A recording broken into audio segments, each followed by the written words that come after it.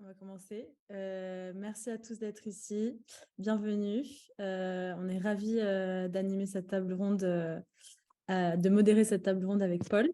Malheureusement, voilà, on aurait préféré faire ça en présentiel, mais comme le rappellera Laurent, on espère que cet événement ce soir sera le premier d'une longue série d'événements présentiels et de débats fructueux dans le futur. On propose à Laurent et Gontran, qui sont coprésidents de cette table ronde, de se présenter rapidement. Puis on se présentera avec Paul en tant que modérateur du débat, avant de présenter les autres experts et panélistes qui sont là ce soir. Et puis on rentrera très vite dans le vif du sujet avec vous. Qui commence, Marina? Allez-y, peut-être Marina en tant que modérateur, comme ça on... Commence. Ok. Alors, Paul et moi, on a quasiment le même profil. Nous sommes étudiants en M2 du Master Data Science et Business Analytics à l'ESSEC et Centrale Supélec. Nous sommes également éditeurs du think tank étudiant de l'ESSEC, Metala by Diaz. Voilà, donc c'est pour ça qu'on nous a demandé si on voulait animer cette table ronde ce soir. Merci Marina. Gontran, j'y vais? Vas-y, je t'en prie. Rapidement. Alors, bonsoir mesdames et messieurs. Moi, je suis Laurent Bibard, professeur à l'ESSEC. J'ai une double formation en philosophie et gestion et ce soir, c'est en tant que philosophe, je crois que j'interviens dans le débat. Nous allons parler le moins possible pour vous passer la parole et nous sommes très reconnaissants à Marina et Paul d'avoir bien voulu jouer le rôle de modérateur pour la discussion. On a un grand regret, c'est qu'on doit la mener à distance. On s'est demandé s'il fallait encore reporter et ça nous semblait un peu dommage. Et peut-être que nous avons le talent de tomber chaque fois sur des journées de grève et donc il valait mieux éviter. Donc voilà, on enclenche la discussion, mais comme Marina l'a très bien dit, c'est le début d'un échange que nous souhaiterions largement prolonger. Le thème est capital, la responsabilisation de tous et toutes, en particulier les politiques et la société civile dont nous sommes, toutes et tous, par rapport à l'intelligence artificielle et à ce qu'elle nous rend capable de faire. L'idée, c'est de travailler à définir un espace de conscience démocratique. Voilà les termes qui nous ont semblé importants. Voilà pour ma part.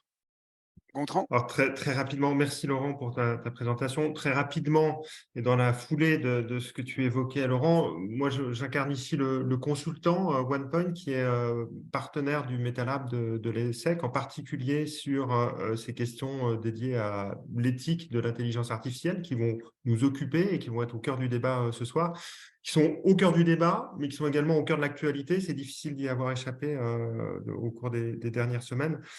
Moi, le regard si je lance quelques éléments de débat, puisque Laurent l'a très bien rappelé, l'enjeu, c'est de vous entendre, que vous réagissiez, que vous posiez des questions, que vous y alliez de vos opinions et qu'on anime le plus possible cette table ronde.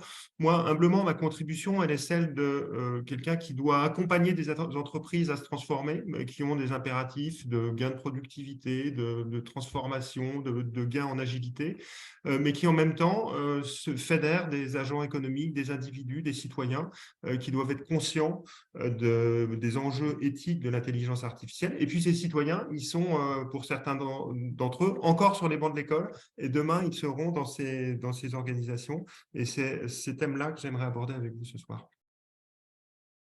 Marina et Paul, à vous.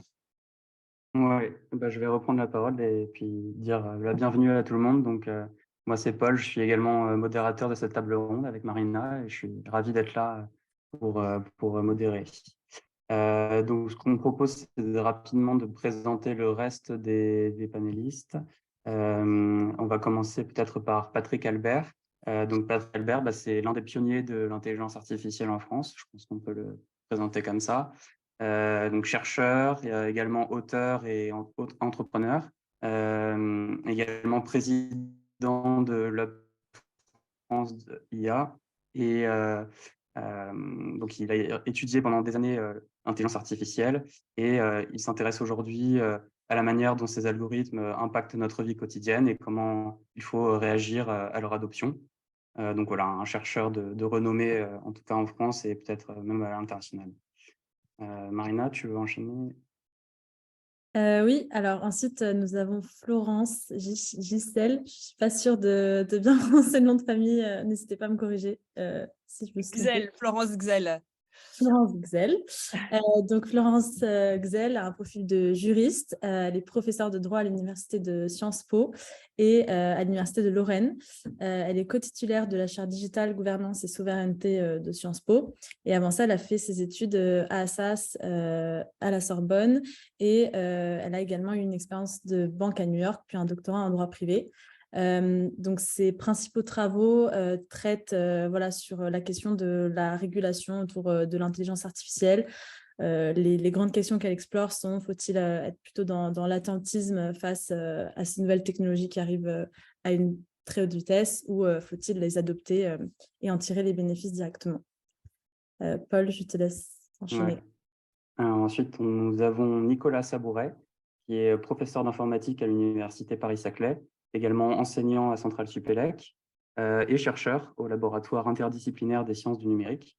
Et donc, son champ d'études, si je ne me trompe pas, c'est surtout l'utilisation de l'intelligence artificielle dans la réplication des comportements humains et donc tout ce qui est interaction humain-machine, tout ce qui est l'informatique affective, la reproduction des mécanismes cognitifs de l'humain, etc.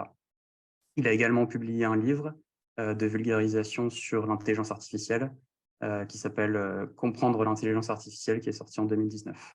Qui a, je crois, un net succès et qui a été traduit, je crois, également aux États-Unis, il me semble, Nicolas. Ah. Tout à fait, tout à fait. Oui. Merci. Voilà pour Nicolas. Et finalement, nous avons Jean-Gabriel Ganassia, qui est chercheur en intelligence artificielle, auteur, professeur. Jean-Gabriel a été le président du comité d'éthique du CNRS. Ses recherches actuelles traitent du versant littéraire des humanités numériques sur la philosophie de l'éthique, des technologies de l'information et de la communication. Jean-Gabriel a également publié une dizaine de livres, par exemple l'IA vers une domination programmée, servitude virtuelle et le mythe de la singularité qui a reçu le prix Roberval Grand Public en 2017. Ces grands sujets de prédilection sont le risque de dépossession de l'homme de son destin, par l'homme de son destin par l'intelligence artificielle. Voilà, et tout ce sujet de la singularité technologique également qu'il a beaucoup abordé, qui est très intéressant. Merci. Alors, j'espère qu'on n'a oublié personne. Laurent, tu veux enchaîner? Non, je pense que je crois qu'en effet, personne n'est oublié. J'espère que je ne me trompe pas. Et peut-être qu'on peut ajouter simplement que les professeurs directeurs du MetaLab de l'ESSEC sont présents, Julien Malorand, Guillaume Chevillon, et le directeur du MetaLab, Benoît Bergeret également. Mais voilà, en gros, l'équipe est là. Et du côté de OnePoint, je crois que Muriel est là également, Gontran. On continuera à faire ce qu'on fait. On va l'accentuer. Je n'ai pas pu vérifier là. Il y a de nombreux participants. Normalement, Muriel Troitier, effectivement, qui dirige l'Institut OnePoint, doit être parmi nous, mais je n'ai pas vu tous les participants arriver au fil de l'eau. Donc, oui. Mais en tout cas, bienvenue à tout le monde. Hein. Et du coup, Marina et Paul, allez-y, vous prenez la relève. Je vous propose d'abord une petite introduction très rapide, juste pour recadrer un peu le sujet de cette table ronde. Et donc, Marina et moi, on voulait commencer par cette citation du vice-président de Capgemini en France, Jérémy Herrock, qui nous dit que déployer une intelligence artificielle éthique sera l'enjeu du siècle qui vient. Donc voilà, c'est vraiment, là on est pleinement dans le sujet de cette table ronde.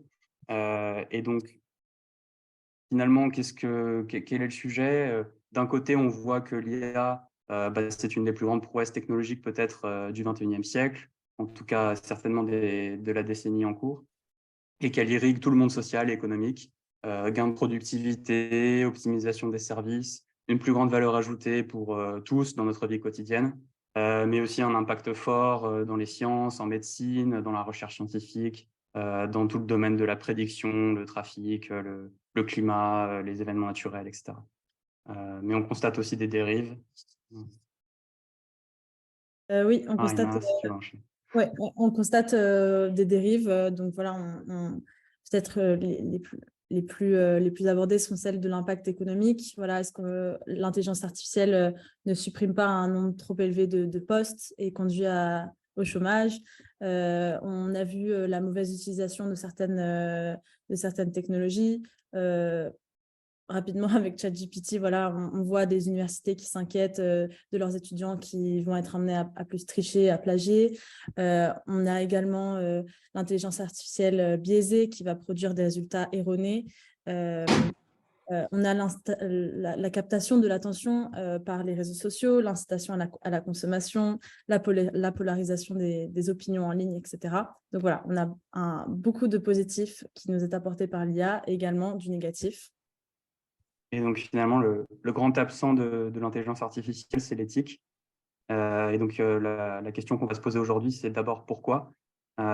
Finalement, est-ce que l'intelligence artificielle et l'éthique s'opposent?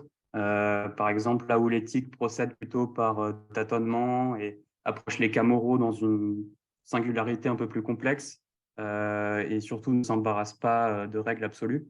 Alors que l'intelligence artificielle, au contraire, c'est fondé sur des écritures formelles, sur des écritures binaires, hein, puisque c'est l'informatique, et ça traite plus rarement des nuances. Et pourtant, comme nous l'enseignait Aristote, l'éthique est à la fois une question de comportement individuel, donc c'est à chacun d'entre nous d'avoir un comportement éthique, et à la fois c'est vraiment un impératif collectif pour nous permettre d'aller vers une société plus équitable. Donc nous, individus, vous ce soir, vous avez tous une responsabilité, nous avons tous une responsabilité face au développement de l'intelligence artificielle afin d'en garantir un usage éthique. Alors, je confirme tout à fait ce que dit Marina maintenant. Une chose que peut-être gagne à être dite, explicitée jusqu'au bout, mais pour Aristote, que vous avez cité à juste titre, la politique, c'est la continuation de l'éthique. Il n'y a pas de rupture entre l'une et l'autre.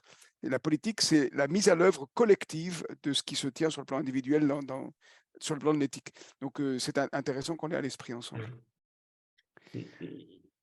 Et peut-être, et donc cette par table rapport ronde, je propose de lancer le débat et on va se dire que ça va faire participer les gens. En rebond par rapport à cette continuité que tu évoques, Laurent, je pense que puisqu'il y a continuité de l'éthique et de la politique, une politique de l'IA, de l'intelligence artificielle, est nécessairement dans la continuité d'une éthique de l'intelligence artificielle. Et on peut imaginer qu'il y a peut-être une inversion de l'ordre aujourd'hui avec une politique qui vise à promouvoir l'IA et un angle mort aujourd'hui qui est peut-être un impensé à date et dont il faut qu'on débatte et qu'on lui donne toute sa place, qui est l'éthique de l'intelligence artificielle. Et pourquoi cela est particulièrement, je pense, important, et moi j'aimerais le rappeler en tant que consultant, c'est que on le voit, alors c'est très difficile de ne pas prononcer le mot de ChatGPT aujourd'hui, et il y a les détracteurs, les promoteurs, mais ce qu'on touche du doigt avec ce robot conversationnel, c'est finalement la capacité de l'intelligence artificielle dont on s'est dit pendant assez longtemps que ça améliorerait à la marge peut-être certaines prises de décision, certaines analyses de risque. La réalité, c'est que, et si on se place sous le prisme d'une compréhension de l'intelligence artificielle comme celle de la 4e révolution industrielle, la réalité, c'est que ce qui s'est passé avec les révolutions industrielles précédentes, c'est une démultiplication de la force musculaire. On était sur la force musculaire à l'époque, non pas de 1 ou 2 ou 3, un facteur 1, 2 ou 3, mais c'est plutôt x 700 quand on regarde dans le monde occidental. Jusqu'à 400. Ouais. Jusqu'à 400, voilà. Et là, l'enjeu, c'est de faire ça avec… Alors, je ne sais pas qui prend la parole. Oui, quelqu'un voulait intervenir. C'est de faire ça avec la capacité intellectuelle et cognitive de l'humain. Donc, ça dicte forcément de nous préoccuper de l'éthique de ces comportements. Alors, dans la salle, est-ce que quelqu'un veut intervenir? Quelqu'un voulait intervenir pendant que Gontran parlait, effectivement. Il ne faut pas hésiter, hein, mesdames et messieurs, on est là pour… S'il n'y a pas d'intervenant parmi les participants pour l'instant, quelqu'un voudrait réagir à ce que Gontran vient de dire parmi les panélistes, peut-être? Oui, moi je… Allons-y. Donc oui, sur le sujet de l'éthique, à mon avis, c'est largement biaisé parce qu'en fait, il faut se poser en premier lieu la question de qui produit de l'intelligence artificielle. Et l'histoire de l'intelligence artificielle, ça démarre essentiellement avec les militaires, en particulier à DARPA, hein, aux États-Unis, je pense que c'est bien connu. Et puis ensuite, la recherche, les recherches étatiques ont pris le relais. Et depuis une dizaine d'années, sont maintenant les industriels, sous la forme des méga groupes internationaux, les GAFA, les Batix en Chine, des startups et des financiers, les uns alliés aux autres et les uns rachetant les autres, qui ont pris la main. Et donc, une entreprise. Alors, les militaires, ce qu'ils veulent, c'est gagner la guerre. Donc, ils sont prêts à beaucoup de sacrifices sur l'éthique. On a vu la bombe atomique à la fin du siècle dernier. Comment dire, une entreprise, une société par action, son but, je pense que les étudiants de l'ESSEC l'ont bien appris, c'est create value for the shareholder. Donc, c'est créer de la valeur pour l'actionnaire. Donc, Ça, heureusement, c'est en train de changer. On devient un peu moins unilatéraux sur cette perspective. Mais pardon, Patrick, continuons. Bon, enfin, ça reste, pour avoir participé à nombre de conseils d'administration, le changement reste extrêmement marginal et la réalité à la fin du jour, c'est qu'est-ce qui est en bas de la feuille Excel. En pratique. Et donc, en fait, tous ces gens-là se préoccupent que très, très marginalement d'éthique. Donc, ce n'est pas étonnant que le sujet pullule sous la forme de toutes sortes de comités d'éthique dans tous les sens, mais sans donner grand-chose. Et puis, et j'arrête après ça, il y a une deuxième dimension, c'est que bon, l'éthique, on peut accrocher ça au grec, hein, ça a été fait dès le début de la discussion. Depuis 25 siècles, personne ne s'est mis d'accord. Donc, ce n'est pas maintenant qu'on va définir une éthique consensuelle, d'une part, et de l'autre, qu'on saura transférer ça à des machines. Donc, il me semble que l'éthique, c'est un sujet très, très difficile à aborder, peut-être pas le meilleur. Alors, on peut faire deux remarques. Hein. L'idée n'est pas du consensus éventuellement, mais qu'il y ait une éthique du dialogue. Et il y a eu de très grandes réflexions sur la question à la fin du XXe siècle, pour le coup en philo. Mais deuxième chose, la question n'est peut-être pas de l'inscrire dans les machines, c'est de se demander ce que nous faisons. Et Patrick, le rappel que tu as fait de tous les humains qui sont derrière la production de la soi-disant intelligence artificielle, c'est capital. C'est les humains qui sont en question, ce n'est pas l'intelligence artificielle elle-même. Vous voulez intervenir? Je pense qu'on voulait se lancer directement dans une question générale à tout le monde pour avoir un peu sondé les participants. Allez-y, allez-y. Voilà, donc bon, même s'il y a des gens qui continuent à arriver, la question avec laquelle on voulait commencer, c'était voilà, un peu avoir une idée de si vous êtes plutôt optimiste ou pessimiste vis-à-vis de l'IA, du rythme et de l'arrivée de ces nouvelles technologies. Voilà, ça peut être il peut y avoir plein de sujets, plein d'exemples différents. Peut-être, on s'était dit qu'avec Paul, on pouvait commencer et puis ensuite vraiment laisser la parole à nos invités de ce soir. Allez-y, Juste pour donner donc de un répondre exemple. à la question. Oui, si tu veux répondre à la question. Ouais, très bien. Juste pour donner un peu un aperçu de comment on peut participer éventuellement. Moi, de mon côté, je dirais que fondamentalement, je suis plutôt optimiste. Et je trouve que si je devais illustrer pour moi, un des points qui est le plus appréciable avec l'arrivée de l'intelligence artificielle et de ces technologies, c'est vraiment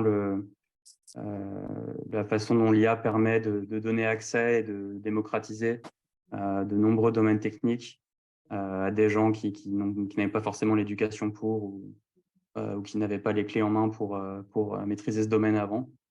Et donc là, je pense ça peut être des choses toutes simples comme la bureautique, mais ça peut aussi aller jusqu'à la création, la créativité, les arts, les langues, etc. Donc voilà, moi je suis plutôt... je trouve qu'il y a plus de choses positives que de choses négatives et qu'on arrivera finalement à s'adapter avec ces innovations et à les prendre en main. Est-ce qu'il y a d'autres personnes dans l'audience qui sont plutôt de l'avis de Paul, plutôt positifs vis-à-vis de ces IA qui arrivent? N'hésitez pas à... Oui, bien sûr. Oui. Oui, bien sûr, positif. En quel sens? Alors pourquoi bien sûr? Allons-y. Alors là, c'est une colle. Alors, cette troisième révolution industrielle qui met la data au cœur du système, et ça a été rappelé tout à l'heure avant cette coupure malheureuse, en fait, on passe de la main-d'œuvre au cerveau d'œuvre. Donc, c'est une évidence que cette puissance créative qui mouline de la donnée avec un algorithme, globalement, amène des éléments excessivement positifs. Bon, maintenant, l'intelligence artificielle, elle est entre les mains de l'homme. L'homme qui la fabrique et l'homme qui la maîtrise. Donc, en fait, après, et c'est tout le sujet de l'éthique, hein, c'est entre quelles mains ça tombe, c'est sûr. Enfin, moi, je suis une nature optimiste. Donc, globalement, je pense que, et je crois au progrès technique. Toutes les évolutions et tous les avantages pour l'homme sont venus du progrès technique. Je baratine un peu. Y compris la bombe atomique que rappelait tout à l'heure Gontran. C'est vrai. Est-ce qu'il y a d'autres personnes qui sont plutôt du même avis, plutôt positifs sur la question, ou est-ce que d'autres personnes se sentent plutôt pessimistes face à l'arrivée de ces nouvelles technologies et à leur utilisation?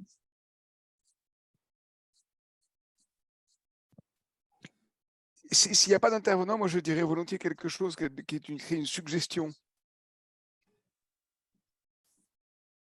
Il y a juste quelqu'un qui dit que... Ah non, si quelqu'un y va, allons-y. Oui, Alice, vous m'entendez? Oui. Oui. Oui, j'ai envie de dire, faisons de l'éthique et essayons d'aller au-delà du bien ou du mal. Comment dirais-je, ce qui a été dit par Gontran, me semble-t-il, était intéressant à titre de propos liminaire. Je crois qu'il indiquait, en faisant le lien entre l'éthique et la politique, bien sûr que les différents systèmes d'intelligence artificielle sont extrêmement intéressants et procurent des avancées considérables dans le domaine médical. L'éthique des usages est importante, mais il faut peut-être aussi se demander, dès lors qu'on est dans un solutionnisme technologique, par qui c'est porté, par qui c'est financé et pour en faire quoi? Je pense que c'est ça la question juste qu'il faut essayer de lire et sur laquelle il faut peut-être effectivement raisonner. Les systèmes d'intelligence artificielle, d'une manière ou d'une autre, peuvent, alors après, techniquement, je ne sais pas comment ça se passe, mais intégrer probablement un système de valeurs. Ah, Alice, on ne vous entend plus. Ah zut, ça a coupé. Là, c'est bon? Oui. Vous m'entendez? Oui, de nouveau, allez-y. Je dis que nous sommes attachés en France et puis au niveau européen à la protection des données à caractère personnel. On sanctuarise la vie privée. On a des modèles de société qui sont différents, d'autres et d'autres valeurs qui sont, comment dirais-je, protégées. Je regarde notre truc en même temps. Voilà. Donc, c'était la remarque que je souhaitais faire. Moi, je trouve très important l'usage que vous avez fait du mot solutionnisme, parce qu'on est en effet dans une politique de l'offre qui présuppose qu'il y a des problèmes, la solution existe et donc on invente le problème en quelque sorte pour le résoudre. Mais une manière de creuser la remarque que vous avez faite, je trouve, Alice, ça serait de dire qui va poser quel problème et quel problème faut-il qu'on résolve. Et ça, il me semble très très peu fait dans le domaine dont il s'agit ce soir. Et ce n'est pas un problème technologique, c'est un problème de fonctionnement. Oui, je suis bien d'accord. Et le législateur européen essaye de prendre un petit peu et de s'attaquer au sujet. On a l'AI Act qui va entrer en vigueur en septembre 2023, mais on est sur une réglementation des usages. Et je pense qu'en effet, il faut se poser la question en amont, dès la conception. Donc, réglementation de l'offre. Réglementation de l'offre, ou moi je plaide en faveur du serment numérique.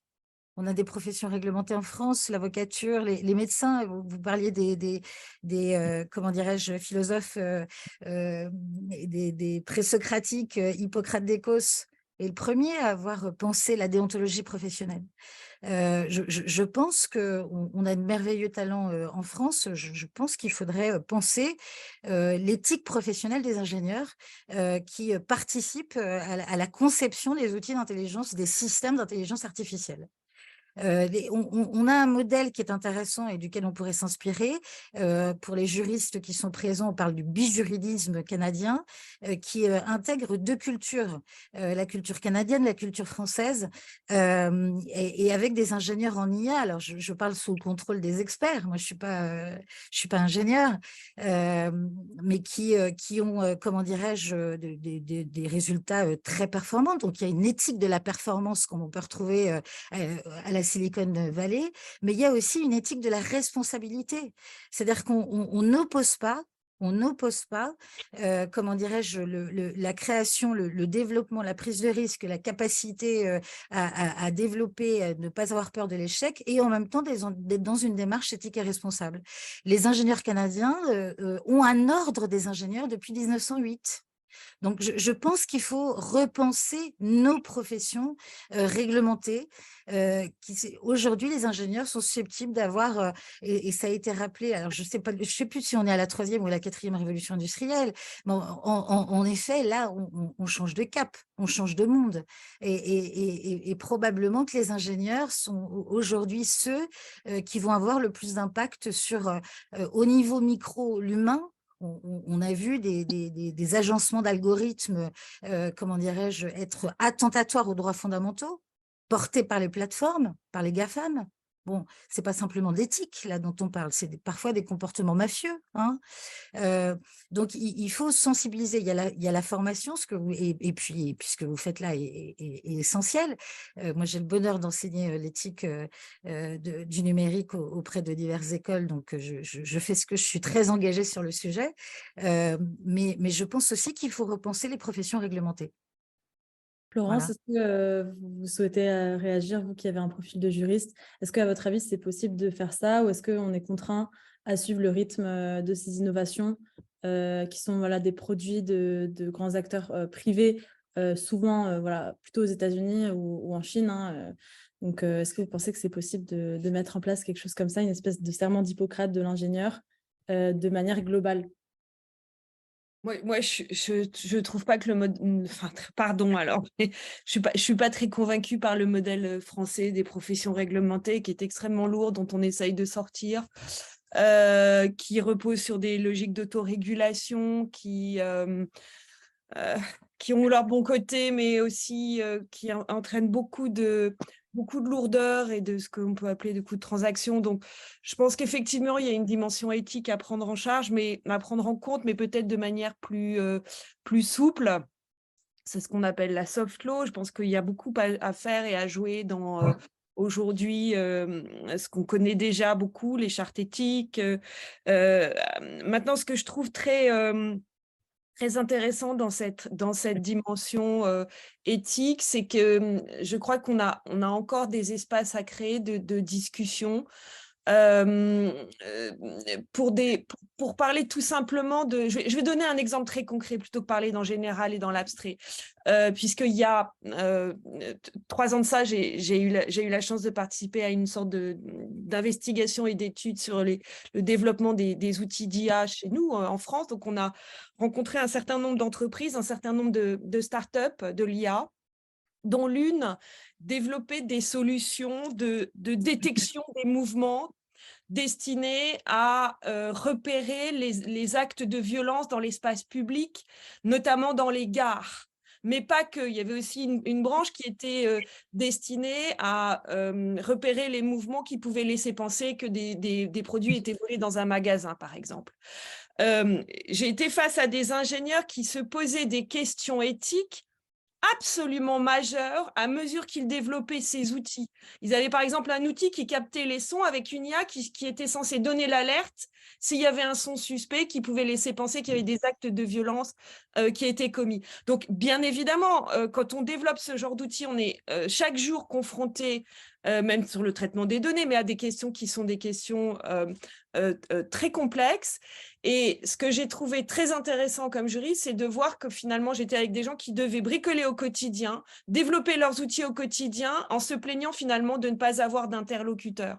Et pour le coup, je pense que arriver à trouver des espaces dans lesquels l'innovation qui se fait au quotidien peut être accompagnée de manière assez souple, mais dans une sorte de dialogue constant entre tous ceux qui réfléchissent à ces questions. Je pense que ça reste encore des choses à inventer. Mais je ne serais pas pour des modèles trop contraignants. Florence, vous avez dit quelque chose qui me semble capital. Je ne sais pas ce qu'en pense tout le monde en vous écoutant.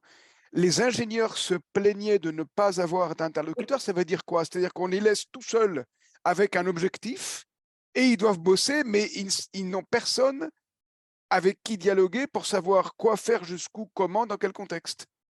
Oui, c'est-à-dire que moi, je me suis retrouvée alors, face à des jeunes start-upers, mais enfin des gens qui développaient des produits de pointe, qui m'ont dit, écoutez, vous êtes juriste, et je trouve que je travaillais pour des institutions européennes à l'époque, donc il me dit, vous travaillez avec les institutions européennes, mais nous, on ne demande qu'à les voir.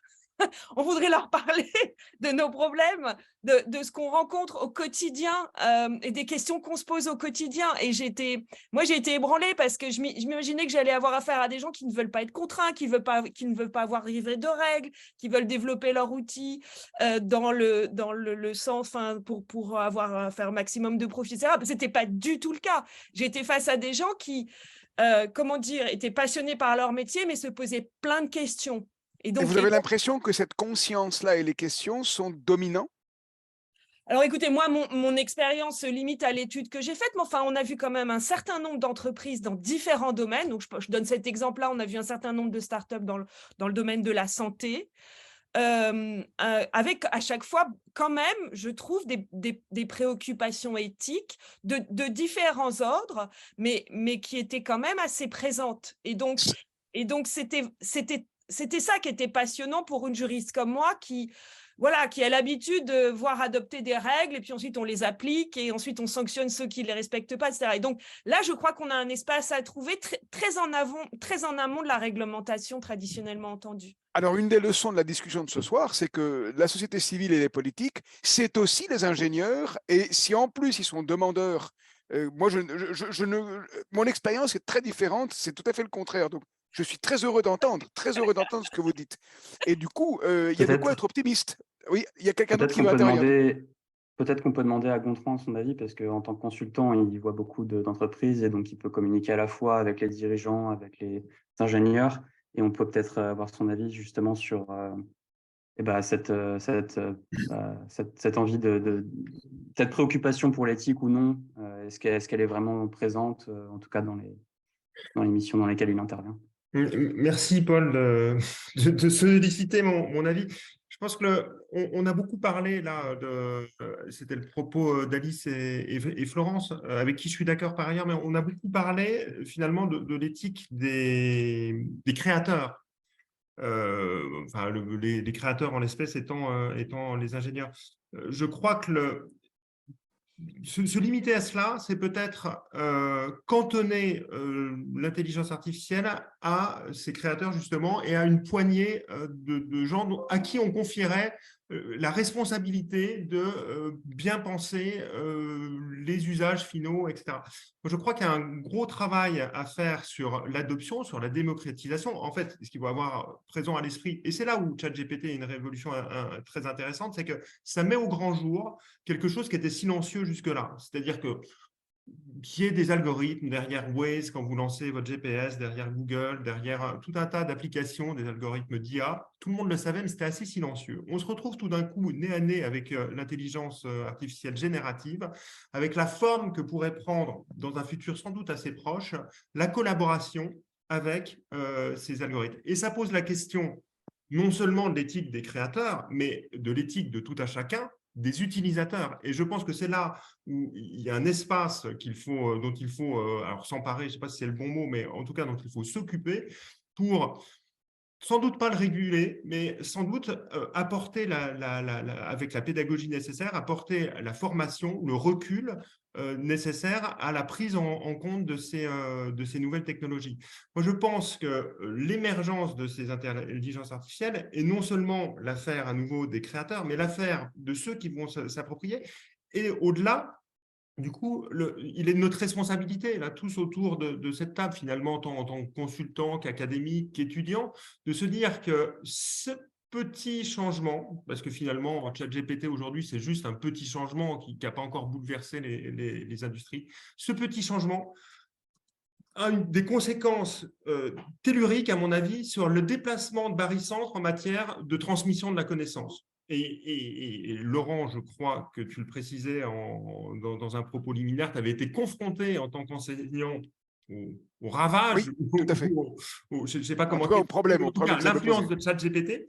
Et ça témoigne du fait que des usagers, des étudiants, je pense, n'étaient pas les créateurs, des usagers sans vergogne, et quand on dit sans vergogne, je pense qu'on renvoie à la notion d'éthique, sans vergogne, utilisent une technologie.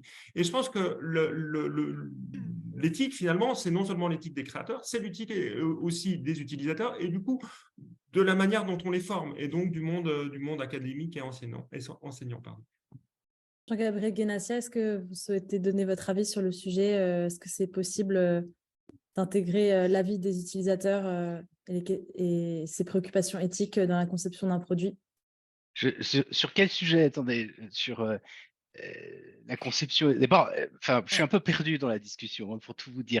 Parce que d'abord, vous avez commencé à dire qu'on parlait d'une IA. Or, pour moi, il n'y a pas.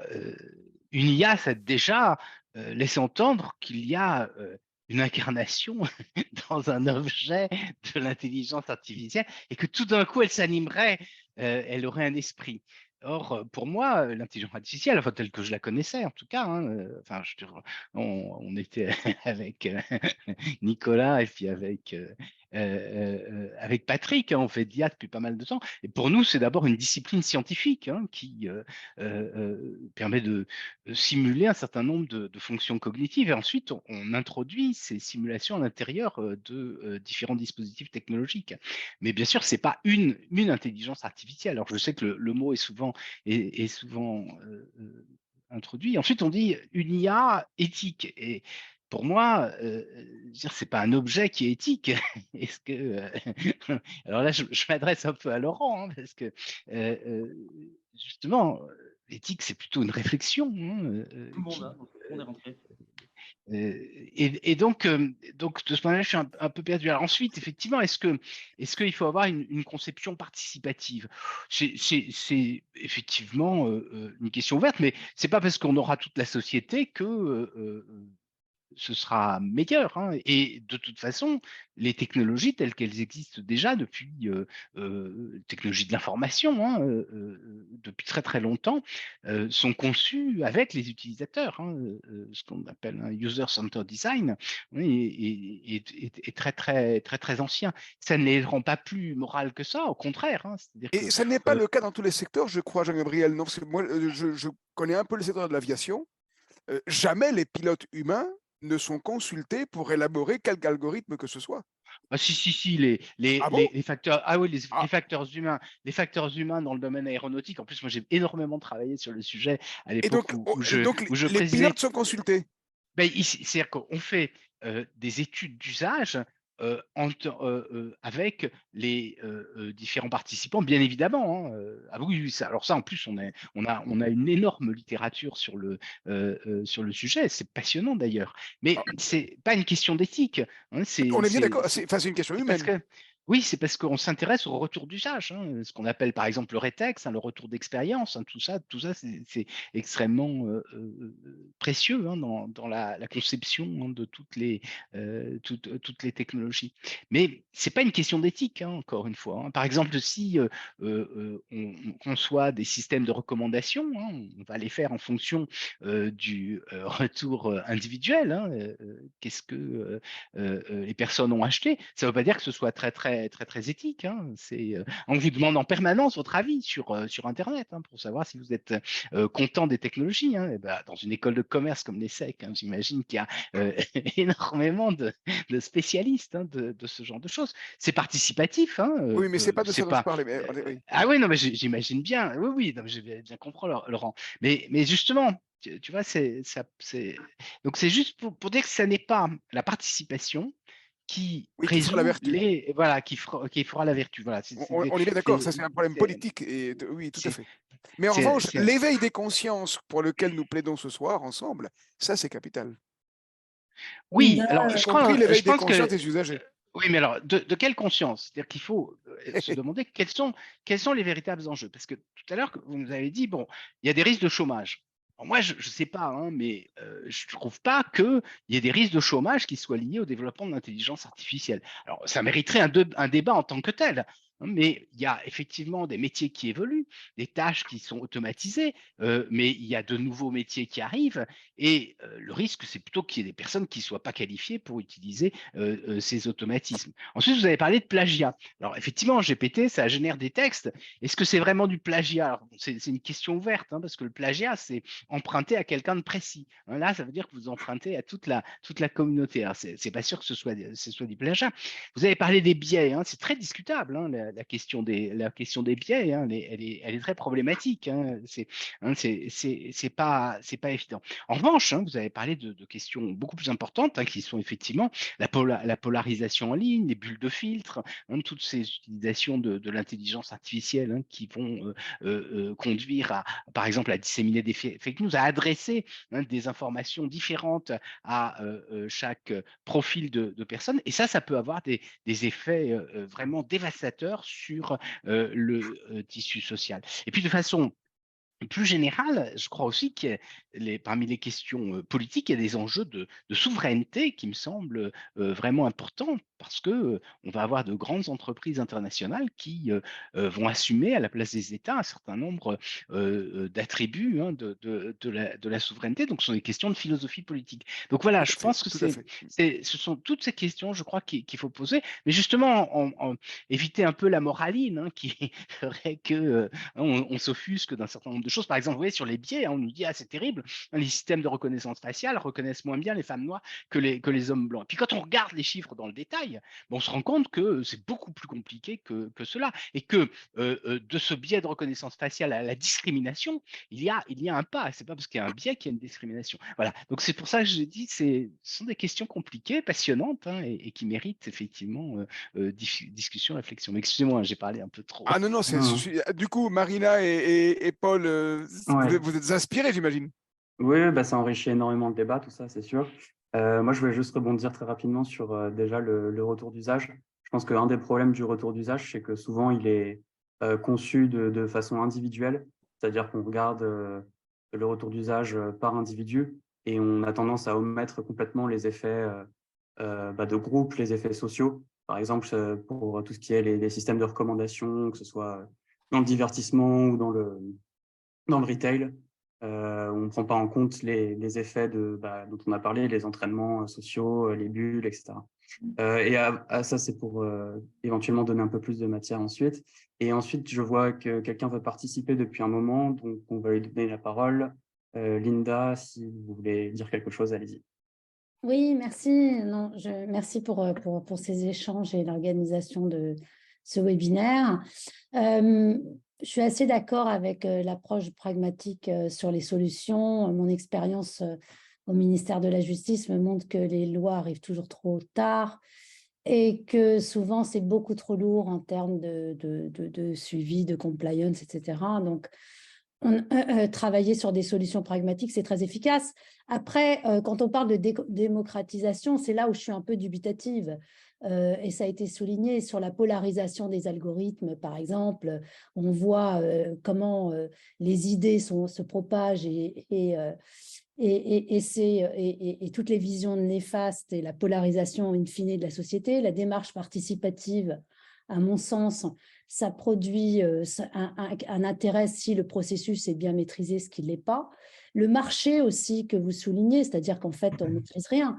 Même si on prévoit des lois, c'est quand même géré par les GAFAM, qui, comme sont soulignés par Jean-Gabriel, sont les vrais détenteurs de la puissance et décident un peu de tout. Donc, avoir une démarche éthique, oui. Essayer de faire ce que l'on peut avec ce que l'on a, mais on a quand même une frénésie autour de l'intelligence artificielle. Moi, ce qui me frappe, c'est que finalement, l'intelligence artificielle, au travers des applications, etc., devient un objet, mais avec lequel on passe plus de temps qu'avec les êtres humains aujourd'hui, au travers des applications, de son téléphone, etc. Ça pose des vraies questions de société. Dans quel sens faut-il aller? Mais on passe peut-être plus de temps avec son téléphone et l'intelligence artificielle qu'on en passe avec ses familles et ses enfants. Est-ce qu'on va faire une personnalité, un objet dont il faudra définir les contours et les usages, je ne sais pas. Et la question qui me aussi taraude, je ne sais pas si elle a été posée sûrement, c'est finalement cette frénésie autour, et bien sûr, je suis pour le développement, mais maîtriser des solutions. Elle pose aussi des questions en termes de climat, le développement des data, etc. Et j'ai l'impression que cette question est totalement absente du débat. Comme si climat, c'était d'un côté, et puis le développement des data, etc. Voilà, quel est l'impact du climat? J'ai essayé de trouver des informations quantitatives sur, y compris pour nous-mêmes, puisque je me regarde toujours moi la première, en tant qu'enseignante, en Zoom, quel est mon impact, etc. Et je ne trouve pas les réponses. Donc moi, je mettrais aussi dans les questions des droits fondamentaux les questions du climat.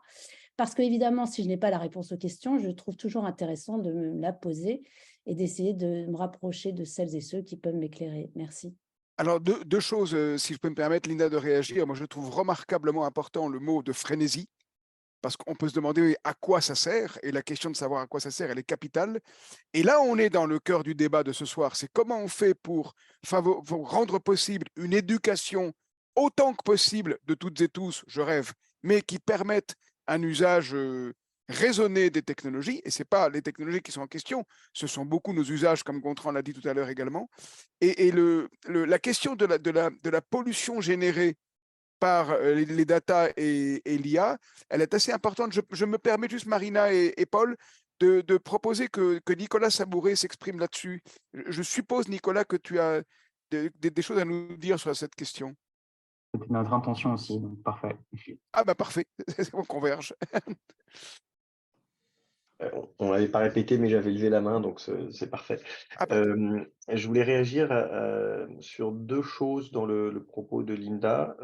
La première, c'est que, et je vais paraphraser ce qu'a dit Jean-Gabriel, auquel je souscris tout à fait, c'est que l'intelligence artificielle, c'est une discipline scientifique qui nous permet de créer des méthodes, des algorithmes qu'on utilise, qu'on met ensuite en œuvre dans des applications, dans des outils. Et c'est vrai que dans le débat qu'on est en train d'avoir, il y a parfois aussi une confusion entre la technologie en général et l'intelligence artificielle, qui est, à mon sens, un élément de la technologie, mais certainement pas le seul. Et donc, on ne passe pas, je ne crois pas qu'on passe aujourd'hui plus de temps avec son intelligence artificielle qu'avec ses voisins. Par contre, je pense qu'on passe beaucoup de temps avec son smartphone ou sa technologie plutôt qu'avec ses voisins. Et j'ai volontairement utilisé le singulier que Jean-Gabriel pointait du doigt tout à l'heure, parce que oui, quand je vous dis je passe ma vie avec une IA, ça choque personne. Quand je vous dis je passe ma vie avec une technologie, les gens disent mais laquelle de technologie? Donc je rebondissais là-dessus. Donc ça, c'était la première remarque. La deuxième remarque sur la pollution, et elle est liée à la première. Je pense que c'est un sujet extrêmement important et que ce n'est pas, encore une fois, lié qu'à l'IA. On voit à quel point la société a du mal à s'emparer de ces questions de changement climatique et d'adaptation au changement climatique. Et je crois que l'IA n'est ni le problème ni la solution. L'IA est, encore une fois, un outil qui peut-être nous permettra de concevoir des éléments de solution au problème de la crise, du changement climatique et peut-être des crises énergétiques qui vont avec. Peut-être que ça sera aussi une partie du problème, parce que parfois on utilise mal certains outils. Mais je pense encore une fois qu'il faut se poser la question de la technologie et de ce que l'IA peut apporter à la technologie. Là où ça me paraît tout à fait important. Juste sur l'IA, voilà. Merci. Pardon, Nicolas. Moi, ça me paraît très important ce que tu évoques là, parce que ce genre de distinction, le débat le montre, hein, n'est pas, comment dire, clair pour le grand public. Et il y a plein d'amalgames dans tous les sens qui favorisent ou qui favorisent une forme d'indifférence à la précision des questions sur les usages, entre autres, il me semble. Non, voilà, tout à fait. C'est bien ça l'idée. C'est pour ça que je pense qu'il faut qu'on distingue les choses et si on veut recentrer sur la question de l'éthique et de l'éthique dans l'usage et dans la conception de l'IA, et cette éthique peut avoir une dimension liée par exemple à la crise climatique. Il faut bien avoir en tête que l'IA est un élément de la technologie, mais certainement pas le seul. Et donc, il faut comprendre en quoi cet outil peut nous aider à transformer les technologies, en bien ou en mal. Marina, Paul? Oui, je voulais faire intervenir des participants parce que je vois qu'il y a des personnes qui lèvent la main. On Alice, y va. Peut-être dans l'intérêt d'écouter tout le monde, on peut commencer par Francis, peut-être. Je ne suis pas sûr. Parce que Alice, oui, on a déjà entendu. Qui a la parole, c'est Alice ou c'est... Non, allez-y. Ouais. Allez-y. Oui, je voulais dire que ce qui avait été, c'est vrai que derrière le mot IA, de l'instant, aujourd'hui, on a un algorithme, donc grand public, ça devient de l'IA, quoi. Et on faisait du traitement d'image il y a très longtemps. Maintenant, le traitement d'image, c'est souvent appelé de l'IA, etc. Donc, c'est vrai que ça n'aide pas à faire avancer le débat. Et on aurait intérêt, justement, y compris pour les aspects regarder les aspects de consommation et autres, de trier entre les différents outils et les différents usages de l'IA. Par exemple, on dit que l'IA, puisqu'elle traite des grandes quantités de données, consomme beaucoup, c'est vrai et faux. Dans l'apprentissage, oui, mais dans l'usage, non. Donc, quelque part, il y a un vrai travail. Sinon, effectivement, il y a une excitation autour de l'IA. Mais du coup, on ne sait plus vraiment de quoi on parle, quoi. Donc, c'est vrai qu'il y a eu des efforts aussi de fait pour faire des différences entre les différents types d'IA. Il y a 3-4 ans, on en parlait beaucoup, faibles, fortes, etc. Et là encore, il faudrait aider à dire à quel niveau on est aujourd'hui. Et puis, pour conclure, ce qui a été dit aussi, c'est qu'effectivement, les buts, à quoi sert l'IA, et on a quand même deux tendances. Il y a une très grosse qui dit la peur de l'IA, alors que les usages peuvent être très, très utiles de l'IA. Et puis, il y a ce que j'ajouterais, moi, très important, c'est l'IA comme une nouvelle étape de coévolution entre les capacités humaines et les capacités du traitement artificiel d'information, où effectivement, on peut avoir des compétences qui peuvent se développer par un usage de l'IA qui est avec l'homme au centre, ou l'humain à l'école ou dans les entreprises, comment savoir utiliser l'IA avec la compréhension de ce que l'IA peut faire et peut ne pas faire, sa fiabilité, etc. Donc, je pense qu'il y a vraiment un travail de structuration un peu, et si ce n'est pas nous au sens large qui le faisons, ce n'est pas les médias qui le feront, quoi. Exactement, la question à quoi sert l'IA? En fait, ce qui est intéressant, c'est à quel moment on se la pose. Est-ce que c'est une fois que l'innovation est là, qu'on a adopté les IA, les technologies, qu'on se dit, OK, là, il y a quelque chose qui s'est mal passé, à quoi ça sert? Est-ce qu'il ne faudrait pas mettre une loi ou réguler l'utilisation de ces technologies? Est-ce que, en fait, le but ce soir, c'est de trouver une autre manière, un autre espace où on pourrait se poser cette question de à quoi sert l'IA? Est-ce que je peux juste rebondir? Il y a plutôt à quoi sert, c'est-à-dire des gens développent de l'IA, puis on regarde comment l'utiliser, mais comment mettre au centre du projet de développement de l'IA cet aspect de coévolution, de travail conjoint avec l'humain, quoi. Parce qu'aujourd'hui, on nous dit, on nous sort ChatGPT, et puis on ne se dit pas, mais quels étaient les gens qui ont développé ChatGPT, qu'est-ce qu'ils mettaient dedans comme ingrédients et tout. Voilà. Tout à fait, tout à fait. Patrick ou Nicolas, est-ce que vous pensez que, voilà, au niveau de l'éducation, est-ce qu'on en fait assez? Comment on pourrait pousser cette réflexion autour de la coévolution et de l'utilité de ces technologies un peu plus loin? Ouais, j'aimerais bien rebondir sur le terme coévolution. Qui, à mon avis, sort au bon moment.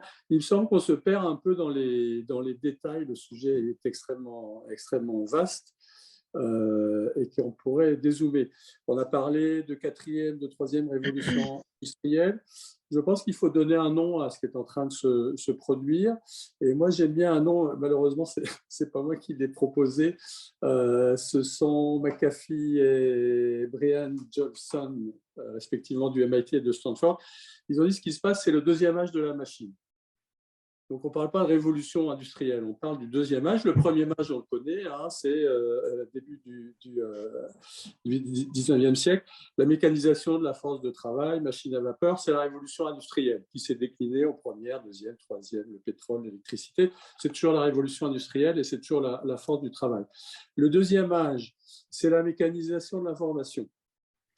Et donc, qu'est-ce que ça produit? Ça transfère aux machines la capacité, et l'IA est omniprésente dans cette affaire, et omniprésente dans nos smartphones, hein, même si ce sont des IA, comme ça a été dit à juste titre. C'est la capacité de percevoir, de communiquer, de décider, de collaborer, et puis de créer. Moi, j'ai passé une large partie de ma carrière sur l'IA créative, justement sur les problèmes synthétiques que je trouvais plus intéressants. Là, on commence à y arriver, ça devient pas mal et même parfois étonnant, y compris pour les spécialistes. Et donc, de créer, de faire ces choses-là, on voit, c'est le travail des scientifiques et des ingénieurs. Comment dire, idéalement, de façon optimale. On est toujours en train de chercher l'optimum. Donc, infiniment mieux que les humains. C'est la borne.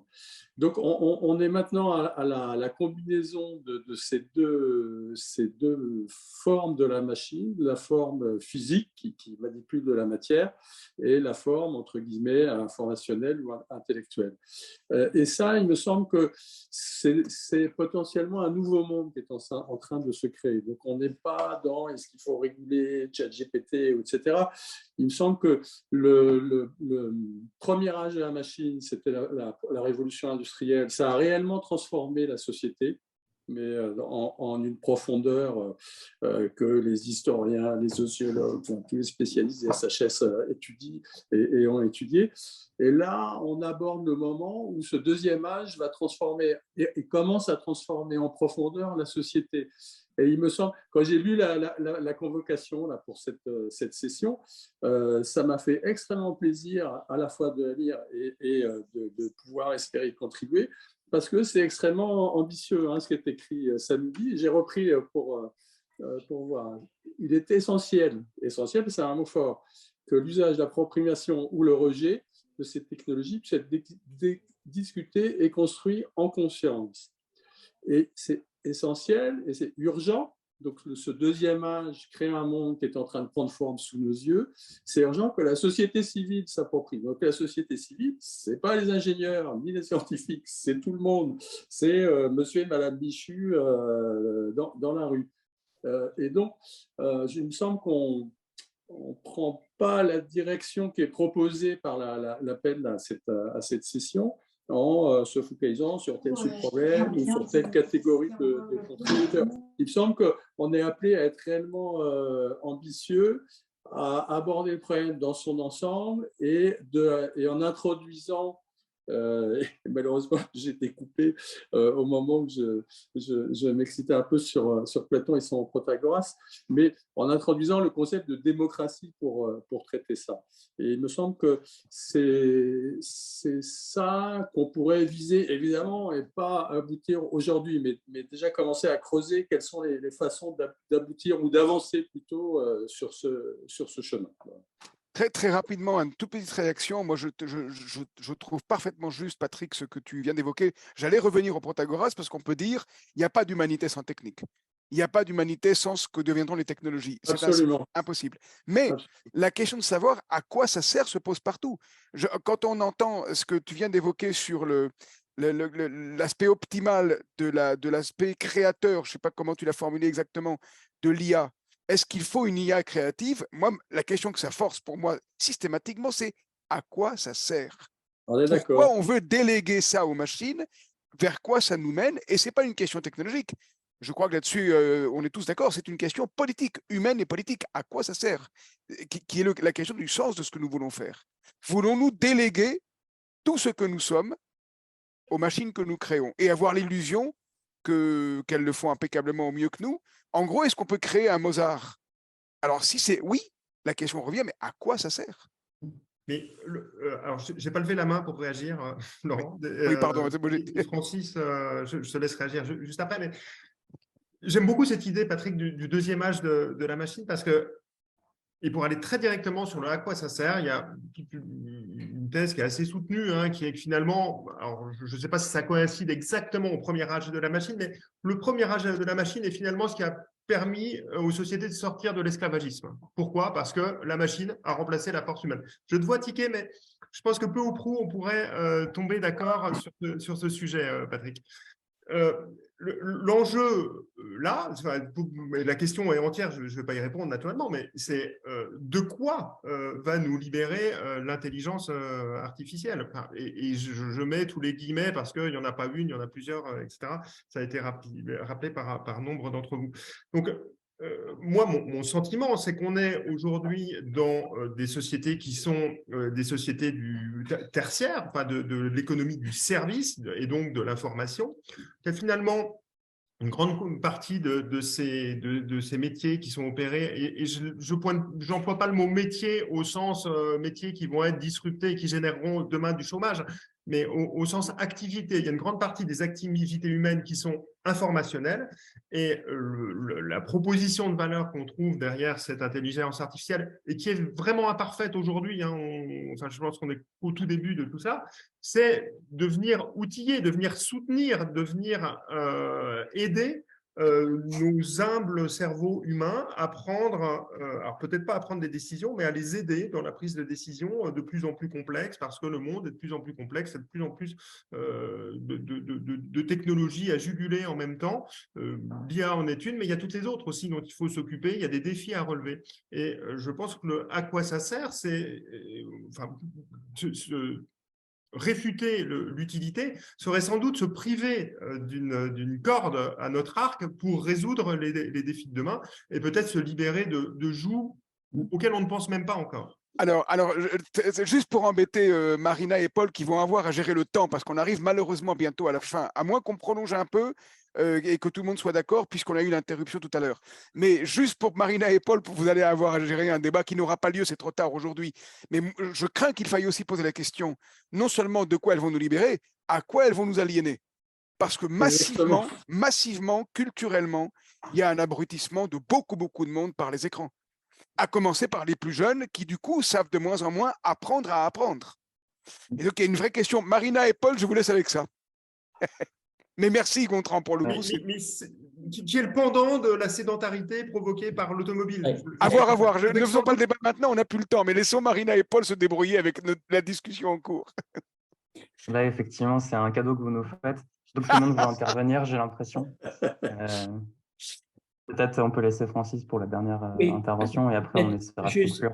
Ce qui est important, je crois, de dire, on a avec la machine, les communications et les technologies, on a créé d'abord ce qu'on pourrait appeler une ubisphère, c'est-à-dire la capacité partout d'être en communication et d'accéder à l'Internet, etc.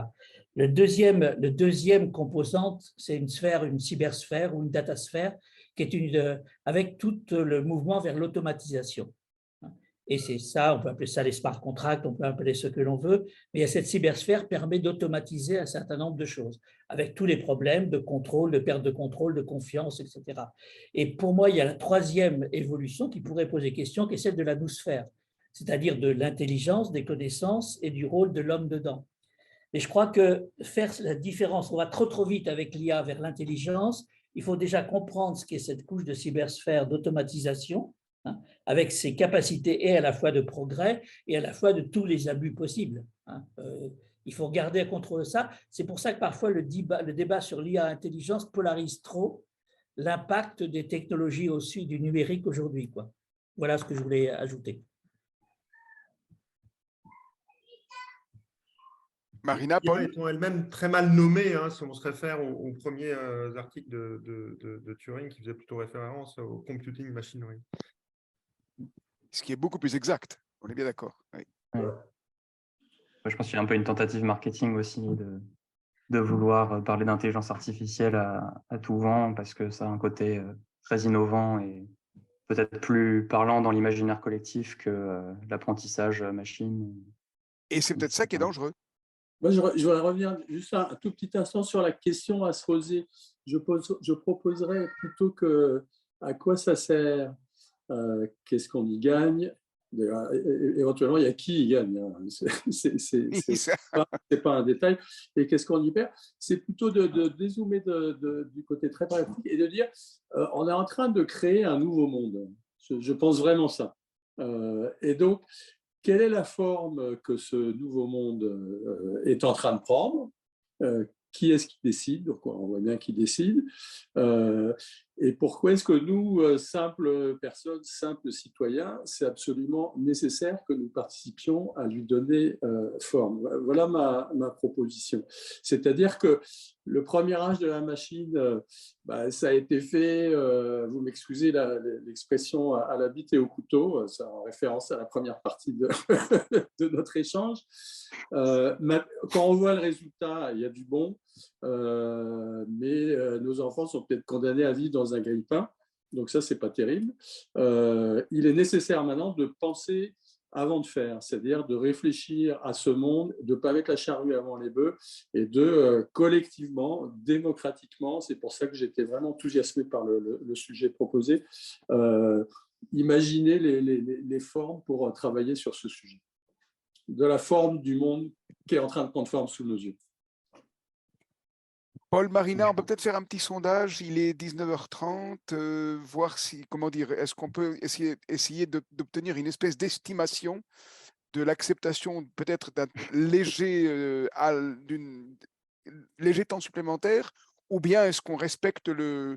Peut-être que Laurent, peut-être qu'on peut se donner 10 minutes pour voilà, on sait qu'il nous reste 10 minutes de plus et ça nous permet de conclure aussi peut-être Pour ma part, je suis favorable. Est-ce que tout le monde dans le panel a le temps et on le fait? Ouais.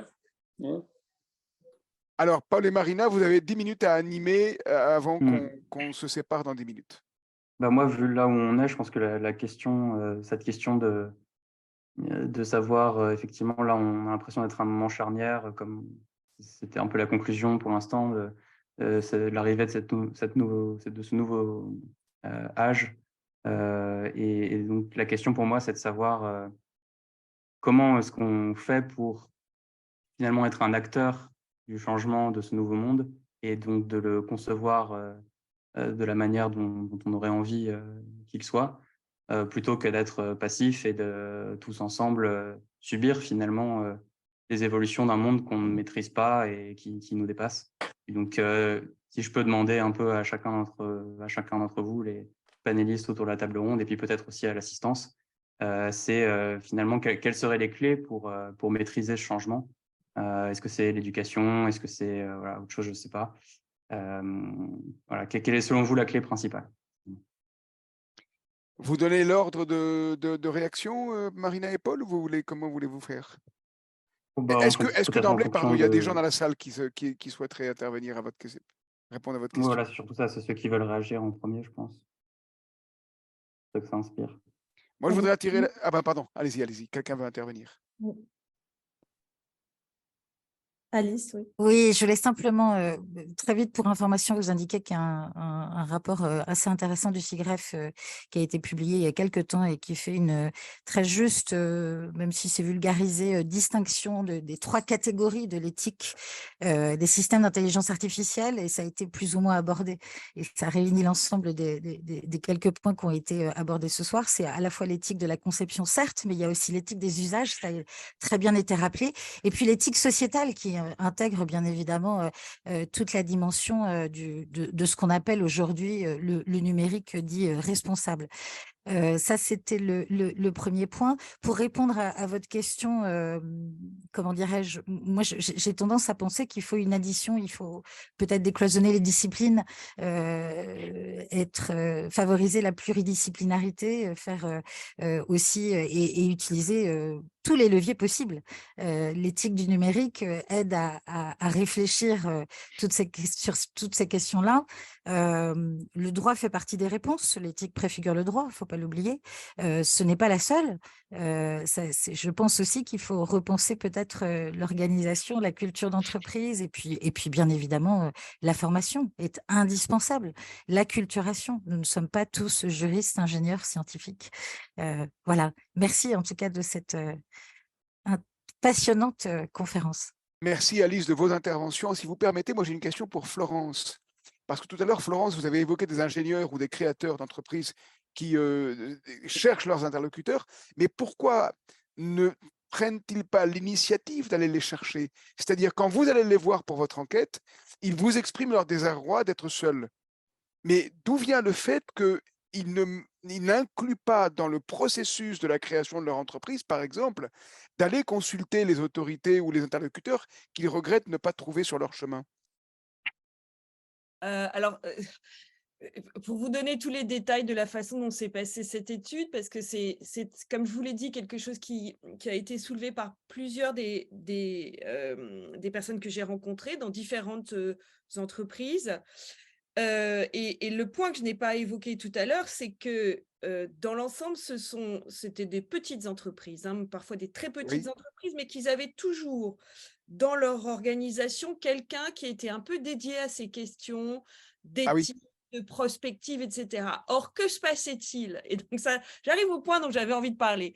C'est que cette personne-là était aussi souvent déléguée aux questions juridiques, à la mise en place du RGPD, et donc, et pour en avoir vu un certain nombre, était empêtrée déjà dans la problématique des normes qui sont aujourd'hui applicables.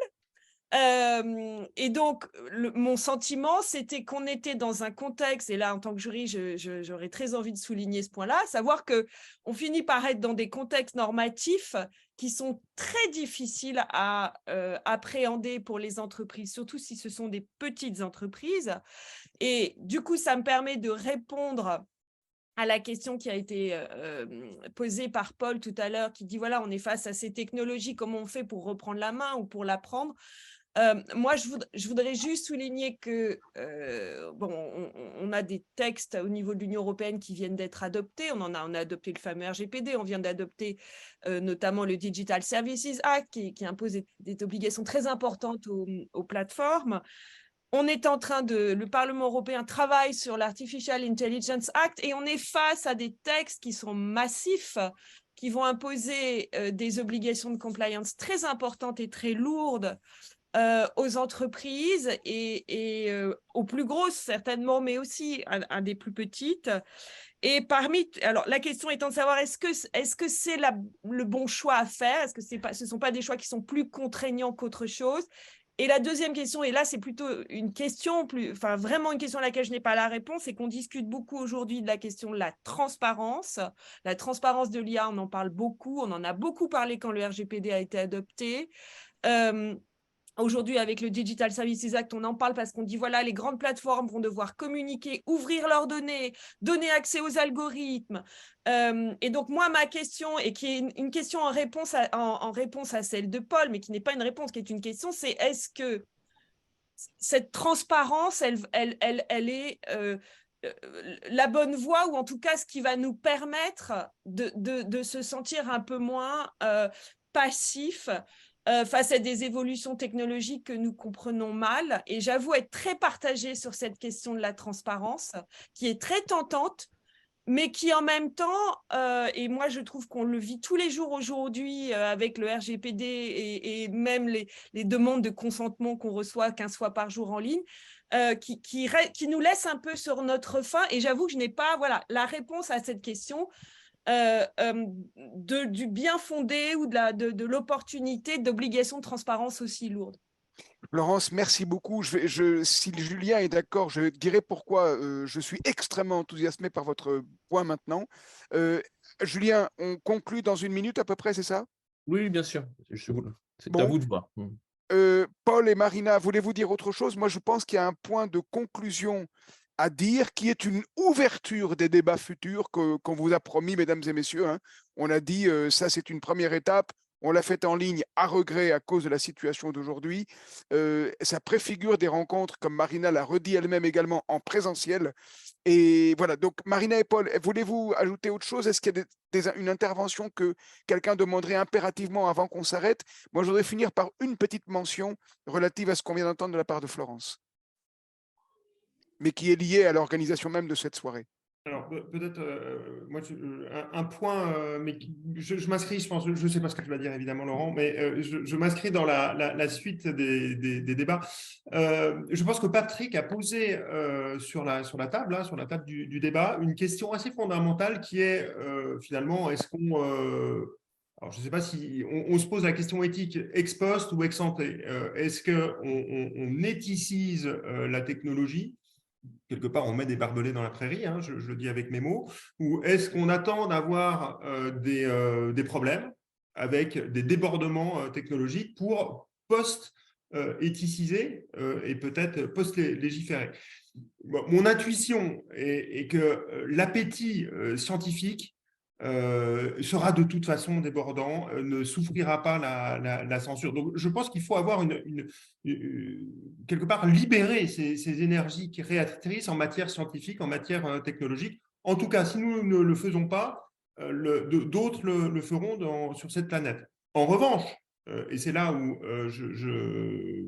j'entends tout à fait ce que précisait Alice dans le rapport du CIGREF, l'éthique sociétale, nous concerne tous. Et donc, l'appropriation de ces technologies, la réaction civile, la réaction du peuple à telle ou telle technologie est fondamentale. Et c'est là où l'AI Act, qui a été cité, le RGPD également, mais finalement, l'avantage du RGPD nous donne un avant-goût de ce que pourrait être l'AI Act. C'est la sollicitation permanente, Florence le rappelait, du consentement. Alors, quelque part, avec, on dit tout le temps oui ou tout le temps non, selon le psychisme de chacun, mais au moins, on a à l'esprit le devenir de nos données. Et je pense que de ce point de vue, c'est de nature à éveiller. Je pense qu'il y a ce mot qui est, à travers sa traduction, qui fait hérisser le poil de beaucoup, mais à nous éveiller en tant que citoyens sur l'utilisation des données, sur les algorithmes, sur la transparence de ces algorithmes, et finalement à éveiller notre seuil d'acceptabilité, notre conscience, le fait d'être partie prenante ou pas, d'être utilisateur ou pas, de rejeter tel ou tel algorithme. Et in fine, je crois que ça a été précisé dans le chat, nous mettre face à notre libre arbitre, chaque citoyen, de manière à plébisciter ou non ces avancées technologiques. Alors, merci beaucoup, Gontran. Je crois, on estime qu'on va finir maintenant, mesdames et messieurs. Julien? Oui, bien sûr, je te laisse conclure, Laurent, ou Marina. Alors, peut-être que Marina et Paul, vous pourrez conclure après moi-même. Moi, je voudrais juste faire un tout petit mot, qui est un rappel pour les organisateurs de cette soirée et qui est une information pour celles et ceux qui n'ont pas contribué à organiser la soirée. Mais d'abord, en remerciant la participation des participants et participantes qui sont intervenus, et plus on pourra dialoguer, plus on mettra à l'œuvre dans le processus même de nos discussions le contenu que l'on veut défendre. Et quel est le contenu qu'on veut défendre? C'est qu'il y ait une conscience et une vigilance informée, instruite, éduquée, formée de tout le monde pour que les technologies donnent le meilleur d'elles-mêmes et non pas le pire. Et dans cet esprit-là, je rappelle, quand on avait réfléchi, Benoît Bergeret, je suppose que tu es connecté encore, tu nous avais présenté la problématique d'une manière que je trouve extrêmement percutante, qui consistait à dire, et je crois bien que c'est toi qui l'avais dit, si je me trompe, mes excuses, mais en tout cas, qui consistait à dire, entre le déferlement des technologies d'un côté, et d'ailleurs, en passant, il faudra qu'on y revienne, mais il faudrait distinguer science et technologie, peut-être, Gontran, un point par rapport à ce que tu viens de dire juste avant, mais entre le déferlement d'un côté et de l'autre côté, les surréglementations que Florence a rappelées, en s'interrogeant, par exemple, si la transparence est bien le bon outil, on veut, nous, défendre ici, dans le contexte de cette soirée, de cette discussion, qui, encore une fois, n'est que le début de discussion qu'on aura par la suite en présentiel, défendre l'entre-deux. C'est ni un déferlement sans aucun contrôle, ni un contrôle paralysant et qui stérilise, et qui d'ailleurs qui préoccupe terriblement les entreprises, parce que les grandes entreprises sont peut-être capables de répondre à ces contraintes, mais les petites, c'est pas sûr. Et donc, le risque, c'est qu'on étouffe la créativité des petites entreprises par une surréglementation. Mais l'idée, c'était, entre ces deux extrêmes, ce que nous cherchons, c'est ce qu'il y a entre deux. Et dans l'entre-deux, il y a quoi? Il y a nous toutes et nous tous, et ça veut dire la question politique au sens noble, au sens fort du terme. Donc ça concerne les politiques, c'est-à-dire les gouvernants, mais aussi la société civile, les gouvernés. Et ça concerne du coup tout le monde. Eh ben, c'est là que se loge le débat qu'on voulait ouvrir. Est-ce que c'est bien le cas, Benoît?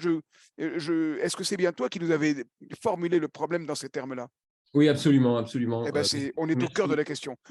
Merci. Et je voudrais juste rajouter une chose qui me paraît importante. On peut avoir l'impression que ce genre de discussion est un petit peu stérile, un petit peu conceptuelle, intellectuelle. Mais je crois que c'est très important de prendre conscience de ce que tu viens de dire, c'est-à-dire qu'il y a un espace qu'on peut s'approprier. Il faut trouver le moyen. Et pour ça, j'espère que dans notre prochaine rencontre, on sera un peu plus dans l'action ou dans la réflexion au sujet de l'action, c'est-à-dire quels sont les moyens, qu'est-ce qu'il faudrait organiser.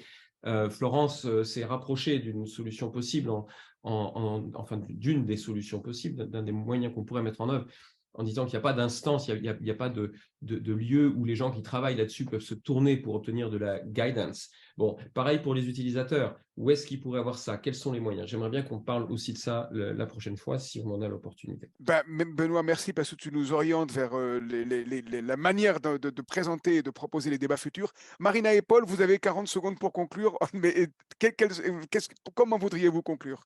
En sachant, mesdames et messieurs, que nous vous proposerons à l'avenir de nous retrouver et espérons-le en présentiel. Voilà, pour reprendre un peu ce que tout le monde a dit vers la fin, je pense que ce soir, on a bien compris que c'était très compliqué de maîtriser les impacts de l'IA et des technologies sur voilà. On se sent peut-être tous plus ou moins débordés par toutes les dérives et toutes les impacts que ces technologies peuvent avoir. Et vers la fin de cette soirée, de ce débat, nous avons commencé à essayer d'explorer les manières de faire entendre nos voix, de débattre et de réfléchir ensemble, collectivement, à l'intention que nous voulons donner aux technologies, ce que nous voulons en faire, pourquoi. Et donc, je pense que dans les événements futurs, ce sera très intéressant de se pencher sur cette question plus profondément, essayer de trouver des solutions concrètes ou des pistes qui nous permettent de réfléchir ensemble à toutes ces questions importantes. C'est ce que vous dites, c'est bien ce qui s'est passé. On a un peu rempli notre mission pour le coup pour ce soir, ça serait formidable. Paul, vous voulez ajouter quelque chose? Non, je pense que c'était à peu près tout. Écoutez, mesdames et messieurs, merci en tout cas à Marina et Paul et aux panélistes, à tout le monde. Et avec le coprésident Gontran Pébès, je suis ravi de cette discussion qui est un début. Mesdames et messieurs, merci d'avoir participé. Julien, tu veux dire un dernier mot? Non, j'ai remercié tout le monde dans le chat et comme tu l'as dit et répété plusieurs fois, on reviendra vers vous en vous donnant une visibilité sur la suite qu'on donnera à cet échange. On va réfléchir au format. On va aussi regarder tous les initiatives qui existent en termes de participation citoyenne démocratique. Il y a beaucoup de choses aujourd'hui qui existent, donc aussi voir pour les analyser, pour les comprendre, pour voir s'il y a des choses à reprendre, voir si, à la fois en termes de format et en termes de contenu. Et voilà, encore un grand merci à toutes et tous, toute l'équipe du MetaLab, toute l'équipe de OnePoint et un grand merci aux participants et bien sûr aux panélistes. Merci bien. Juste prenons rendez-vous pour l'organisation de la suite. En tout cas, voilà. À très bientôt, mesdames et messieurs, en espérant que vous ayez eu des grains à moudre. Merci beaucoup. Merci. Merci à tous. À bientôt, tout le monde. Merci à tous. Et encore désolé pour les perturbations du début. On maîtrise pas tout, la preuve. À très bientôt. Au revoir. À bientôt. Au revoir à tous. Au revoir.